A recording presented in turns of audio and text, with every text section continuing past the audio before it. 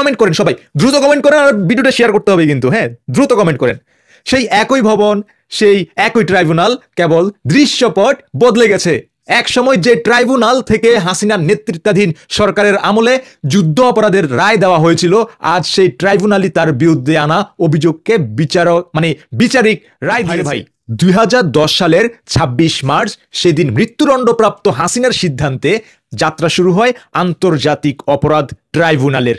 হাসিনার করা আদালত, হাসিনার করা আইন, সেখানে চলে প্রহসনের বিচার, যেখানে আত্মপক্ষ সমর্থনের জন্য কাউকে দেওয়া হয়নি কোনো সুযোগ।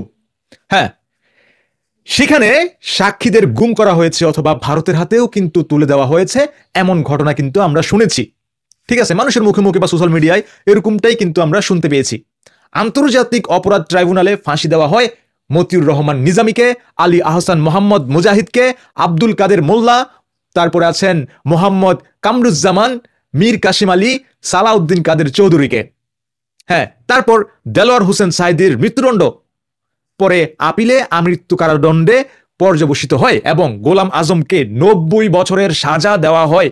তারপর তিনি কারাগারেই কিন্তু মারা যান। এছাড়া বিএনপি মন্ত্রী আব্দুল আলিম কারাগারেই কিন্তু মৃত্যুবরণ করেছেন। হাসিনার সেই আদালত 100% সহি তরিকায় যুদ্ধ অপরাধীদের বিচার করেছে। আজ সেই আদালতের উপর আপনাদের কি বিশ্বাস নাই? হাসিনার আমলে কোনো বিচারক কোনো পক্ষপাতিত্ব করে নাই, কারো কথা শুনে নাই, কারো দিকে তাকায় নাই, তারা আইনের শাসন প্রতিষ্ঠা করে গেছে। আজ তারা 100% সহি বিচার করে, তখন তারা 100% সহি বিচার করে কিন্তু ফাঁসি দিয়েছে।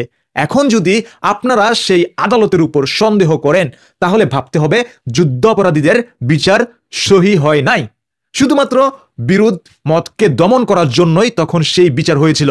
তখনকার বিচার 100% সহি হলে এখনকার বিচারও কিন্তু 100% সহি। তখনকার বিচার 100% সহি না হলে এখনকার বিচারও 100% সহি না।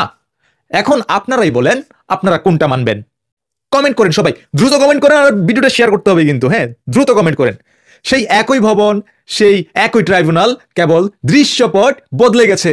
এক সময় যে ট্রাইব্যুনাল থেকে হাসিনার নেতৃত্বাধীন সরকারের আমলে যুদ্ধ অপরাধের রায় দেওয়া হয়েছিল, আজ সেই ট্রাইব্যুনালই তার বিরুদ্ধে আনা অভিযোগকে বিচারিক রায় দিয়েছে। তাহলে সেই আদালতকে ক্যাঙ্গারু কোর্টের ফরমাইশি রায়, যার 5 পয়সারও মূল্য নেই, বা এই রায় আপনারা ঘৃণা ভরে প্রত্যাখ্যান করেছেন কেন? এর উত্তর আপনাদেরকে দিতে হবে। এই দেশের জনগণ আপনাদের উত্তর জানতে চায়। ডেফিনেটলি প্রত্যেকে কমেন্ট করবেন আর ভিডিওটি বেশি বেশি করে শেয়ার করে দিবেন।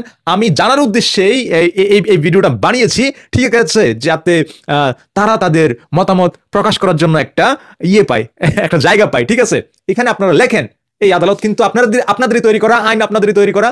এখন আজ কেন তাহলে সেটা ক্যাঙ্গারু কোর্ট হয়ে গেল? ধন্যবাদ সবাইকে।